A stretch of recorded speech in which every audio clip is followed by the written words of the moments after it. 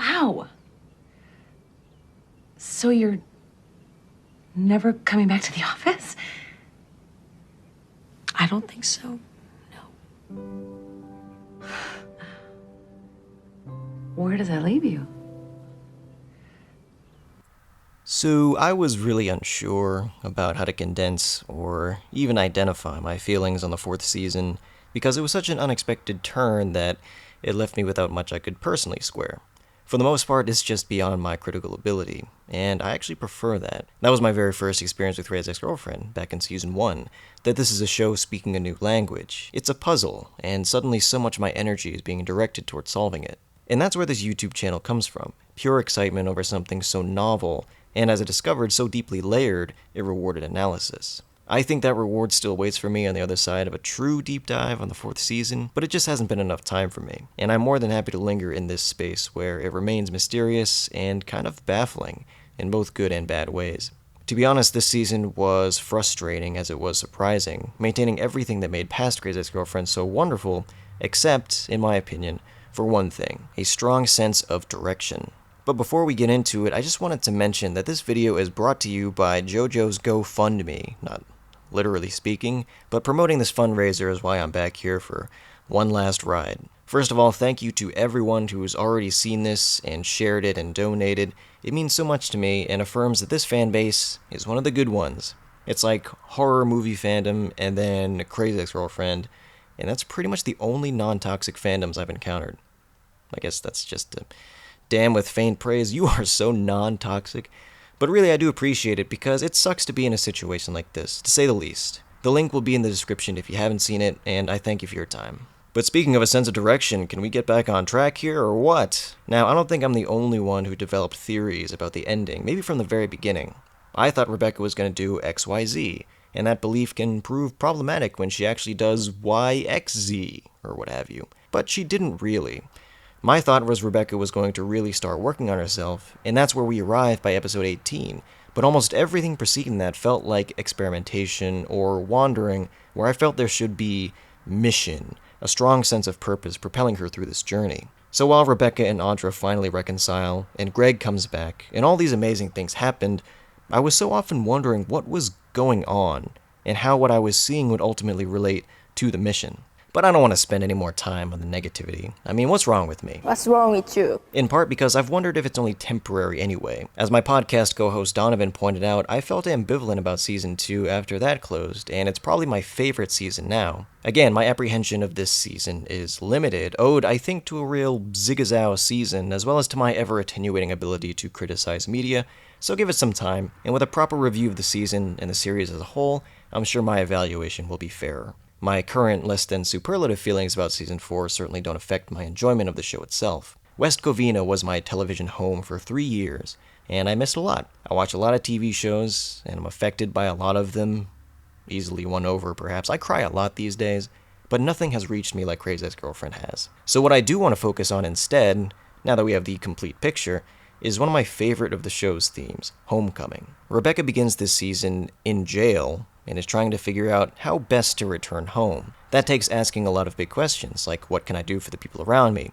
How can I right the wrongs of my past? What do I even want to do? I think that last one in particular will ring true for a lot of recent postgraduates in the Crazy Ex audience, and even for me, it was maybe too real. I haven't found my thing. I mean, there's something you dreamt about. There is, but I don't know. It's dumb. It's dumb. And I've just never had the courage to pursue it. Rebecca has this revelation late in the show that she doesn't know who she is or what she wants out of life, and some people might think, oh, come on, Rebecca, you can't be asking these questions now. But in my experience, that's exactly when you're ready to answer those questions, when you feel like it's too late. I think being a guy made me very confident in my choices about my life path from the start. So a lot of what I'm dealing with right now is the consequence of decisions made by a dumbass who wasn't old enough to drive or see a PG-13 movie, me, in all my confident glory. I said, I want to do this with my life, and my choice of college, field of study, eventual relocation was all based on that. And now I'm an adult, and I'm not only rethinking things, but questioning where that confidence even came from. I know now it creates blind spots. On the other end of the spectrum is Rebecca, who has hardly had a confident day in her life that didn't involve some sort of criminality. She's extremely insecure, to say the least, but the delay in her asking that big question comes from the process of first freeing herself of others' expectations. That was the work of the first 3 seasons. Everyone she met in West Covina wanted her to be a certain thing, just as she wanted them to be certain things. Rebecca's arc there suggests that's the part we have to get past with people. Because when Rebecca tries to play those roles other people have cast for her, something always goes wrong. It's not really her, and that's how she's left with the question only at the end. Who is she then? But again, it takes a process to get there, and really the thing that is to me the most profound about Crazy Ex-Girlfriend is how she finds and shapes this society around her as part of that process. So let's talk about that. For one, Rebecca replaces her emotionally abusive mom, Naomi, with Paula, who doesn't necessarily become her mom, but fulfills a lot of those functions. That's one major vector. Then there's the squad, which overlaps with the Paula vector but was its own thing. Here, Rebecca is having friends, which is a lot more difficult than you anticipate before adulthood, having friends. Finally, there's the men in her life, specifically her dad and then the romantic prospects. This vector is her gateway to releasing herself from those external definitions we were talking about. For example, the title of the show, and finding herself. Okay, Mom, this is White Feather and Associates. And yes, those are Christmas decorations. Where's the menorah? There's no menorah. Naomi is an interesting character because she isn't a stereotype, which shouldn't be weird because it's this show, but it is weird at first blush. Like with everyone else, Rebecca goes through an arc with her mother, a breakthrough that challenges her old preconceptions. It's nice. But as we see, it's nice the way this moment is nice, where we're becoming emotionally invested in something we're not supposed to. The show will later wrap us on the knuckles for that emotional investment, but that eventuality is impossible to imagine now. Naomi is a complicated character because parent-child relationships like this are complicated. Although I knew enough not to ask, I still wondered, when actually confronted by a similar relationship, why the child in question wouldn't just leave. Of course, they'd want to when some horrible transgression is uncovered, but then there's that breakthrough moment, and these two things create a cycle that make it impossible to just leave. You want to have a parent. That's generally what I get from people with troubled relationships with their parents. And not only do Rebecca and Naomi have old friend chemistry, even such a damaging transgression like this came from a place of love and concern. Naomi doesn't know how to express her love, and that's pitiable, but she also wants to strictly regulate Rebecca's development, and that's more easily identified as bad. Contrast this with our introduction to Paula, who is throughout the first season specifically the sassy supporting raccoon character. Paula offers unconditional support, and we problematize that almost immediately. It's nice to have a friend like that, who encourages and supports you, just as it is nice to have a friend you can conveniently ignore and keep secrets from. Doesn't that rob her of selfhood, Rebecca? Just who is Paula is definitely one of the show's most intriguing questions. But with her support, Paula is everything Naomi is not, at least as far as Rebecca's concerned. The relationship is, like so many things, a fantasy. Watching it become a real friendship is one of the most rewarding arcs of the show. Eat the donut. No. Eat it. No, you eat the donut. I made a deal with myself. One of my favorite things is when Rebecca and Paula can simply be, just be friends, apart from the drama. And that's one of those capital F feminist things, the depiction of female friendships. We have clerks, 2 clerks, and only recently are we starting to see some other kinds of clerks. So what does Rebecca have to do to actually be friends with Paula? Well, from the very beginning, the problem is listening. I am sure you are the friend in every friendship you have who listens, the one who lets the other vent after a long day. And I'm sure you're that friend because whether or not that's true, I bet everybody believes that of themselves. Because you know what? Listening sucks. That's why we make podcasts and YouTube channels, so I can just blah blah blah at you all day. And what are you gonna do? Like, comment, and subscribe? I dare you. Rebecca doesn't listen to Paula, but Rebecca is more observant than maybe we give her credit for. She picks up on Paula's victim complex, which is something that I also really understand. When you get into that sort of tangle with someone, where they text you and you're like, oh fuck, here we go, you almost don't want them to ask you how you are, because then that fucks it all up. We have roles, and you are the asshole. Yeah, that's not good. God, but Paula is such a fascinating character study, starting from the top down as a deconstruction of the sidekick. She is interrogating why she is drawn to this support role, and the reasons are sad. She doesn't feel fulfilled by her life, so she needs Rebecca and will take all of her shit so long as she can scheme and unearth hidden talents that are always frightening. So the answer for Paula is to turn back to her life and figure out why it's unfulfilling, and once she no longer needs Rebecca as a salve for that, maybe she can start seeing her as just a person. And isn't that a recurring theme in the show? People loosening others of their prescribed functions and learning to see them as people. That's an incredible lesson. I think for Rebecca, it works a little bit differently, where she has to sort of wake up to what she's doing to Paula, and when she starts getting help, she feels like she can finally make time for a friend. But then Trent happens, right? Another recurring theme is that Rebecca always feels the consequences for her problematic behavior. And in this case, the moment she's confident enough to be an actual friend to Paula, all the lies catch up with her. And that drills down on it. Honesty. All Paula wants is for Rebecca to be honest with her. And I think we see the greatest expression of that in the 11th hour, so to speak, when Rebecca lets Paula in on her most private self, when she's probably been secreting away from the world ever since Naomi first told her it was unbecoming. Who is Paula to Rebecca at this moment? I mean, she's a whole person, right? She can trust her because she knows her, because she finally let go of that old, partly conscious preconception and allowed Paula to become, in her mind, real. So I guess it's sort of the same thing. Rebecca concerns over the nature of their relationship in this scene, which is kind of an echo of an earlier one. Here in Season 2, Paula confronts Rebecca with being the sidekick now that she has Sunil, who does not have those same expectations of her. But here in Season 3, she's taking a similar position without the accusation. At this point, she's almost resigned to it, and Rebecca's finally able to say, no, that's not how it should be. Hey, Palsy. Oh, no. That sounds wrong. And speaking of female friendships, it's now time to talk about probably my favorite element of the show, which is the Friendtopia. To date, my Craziest Girlfriend Facebook chat is still called Friendtopia, in honor of Friendtopia. You got Rebecca, you got Paula, Valencia, Heather. That's the dream team. But it wasn't always the dream team. I'm still just so impressed by Valencia's character arc, and that's a weird reaction to have, being impressed. This just sounds patronizing, but it's just such a radical shift, and something I know I've spoken to before, so I hazard to reiterate it. I will just say that in the beginning, Rebecca and Valencia are positioned against each other, and it's familiar in an almost indicting way. It plays right into our expectations about what this relationship is supposed to be, and Rebecca later becomes determined to make it not that. And while we're always suspicious of her motives, I think even she is surprised that she comes to genuinely value Valencia as a friend, rather than as a conduit to absolving her guilt. Heather also begins as a familiar sort of character, and like Valencia, initially exists as an extension of Rebecca, as far as we the viewers are concerned. Where Valencia is the rival, Heather is the best friend.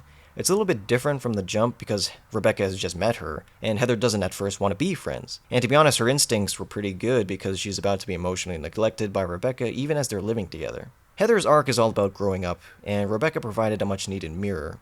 I really like how that plays out, because part of Heather's character is a kind of haughtiness that is, ironically, completely organic for such a woman child. She, like Greg, kind of looks down her nose at everyone else. And while this is arguably a negative trait, I'm glad that Craziest Girlfriend isn't a show about correcting traits like these in women, which would run counter to the thesis, as we might infer from the title. Heather is able to look at herself with a more critical eye because of Rebecca, but that doesn't mean her feelings about Rebecca have changed. She's more empathetic, more mature, but in improving these part of her, she remains Heather.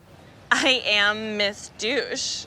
As a whole, the show walks a tightrope of differentiating when behaviors are in need of correction and when they're unfairly scrutinized by society. Rebecca creates the Friendtopia with good and bad motives. There's the guilt, which is frankly the only thing that ever motivates me to do decent things, but the guilt comes from a solipsistic place.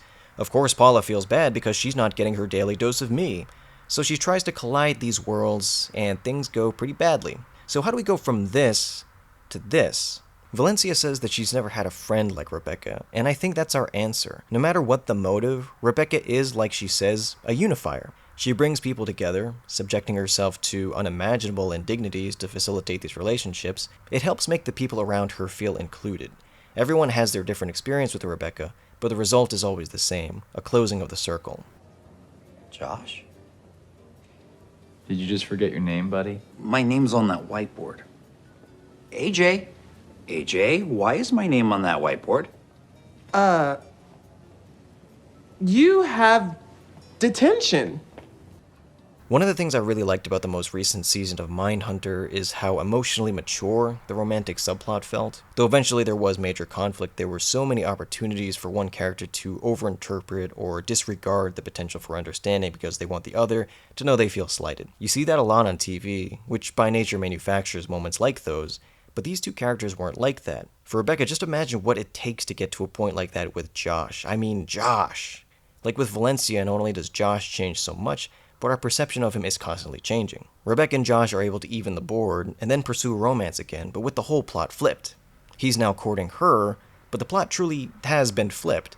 He says something very telling, that he needs to be with Rebecca to feel like he has a direction in life. He may have genuine feelings for her, but he's viewing her the way she viewed him, as this sort of passport to normalcy. Then we have Nathaniel, who began the season as Rebecca's partner. As we see, he's someone who's still living under circumstances decided at a younger age, decided by his father. He's still a lawyer, and I heard somewhere that you probably shouldn't be that. Where does Nathaniel end the series? Far from West Covina.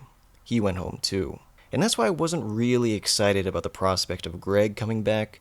For me, West Covina was as much a place as an idea, which is probably the worst thing I've ever said. And that idea, as previously mentioned, was, utopia inflected. And part of a utopia is that you can opt out, as Greg did. So I'm glad someone finds their place outside of West Covina because it fulfills this bizarre head logic. Greg comes back because he's always coming back. On a nice final note for the character, the guy who felt perennially trapped by his hometown finally doesn't want to leave. And it isn't because of a woman. I think that's the interesting thing about the 3 dates, the love quadrangle, and the show as a whole.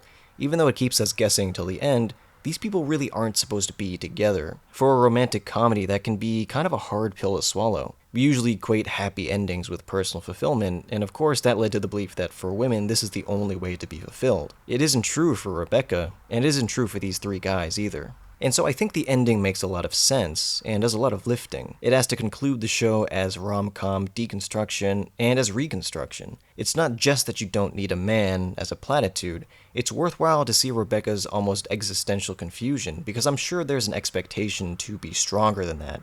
Yes, you rejected how society defined you, your acceptance of which is a requirement for being considered normal. Yes, you carved out your own society instead, but now you're just left to hang. This is where that society comes back and helps her cross the finish line.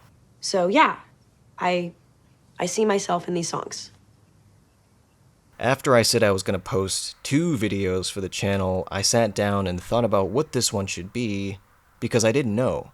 My first thought was something like The Legacy of Rebecca Bunch, or Once Upon a Time in West Covina, but then something happened and the whole Once Upon a Time thing is no longer cool. It would have been about the impact of the show on us and on TV and everything. That already exists on Paste, if you haven't checked that out. Assuming I could have thought of all these points, let's just say it says everything I would have said. So all I have left to say is this. Part of the appeal for me with Crazy Ex-Girlfriend is that it did the work so often missing in science fiction. It rendered in detail and function a better world. For those of us who are scared of a more equal future, or rather for those of us who let those fears govern our attitude and behavior, watching Crazy Ex-Girlfriend is like a preview into that future. Rebecca's West Covina is not only a diverse place, it stems primarily from the minds of women. This is a world that some women somewhere are comfortable with, and if you can be comfortable with it too, then there's nothing to be scared of. Do you believe in the happiness felt by these characters, the catharsis in their end game? Do you think you could feel a similar way, even while accommodating this world? To me, that's so important in storytelling, and it's rare. We don't often see perfect societies like this in media, because then there's no conflict. Fortunately, with Crazy Ex-Girlfriend, those 2 things can exist apart from one another and be appreciated individually. Of course, it is Rebecca's journey that takes us through West Covina, teaching us how to find in ourselves that better person who can come home to a place like this. Who says there isn't an easy fix? There kind of is.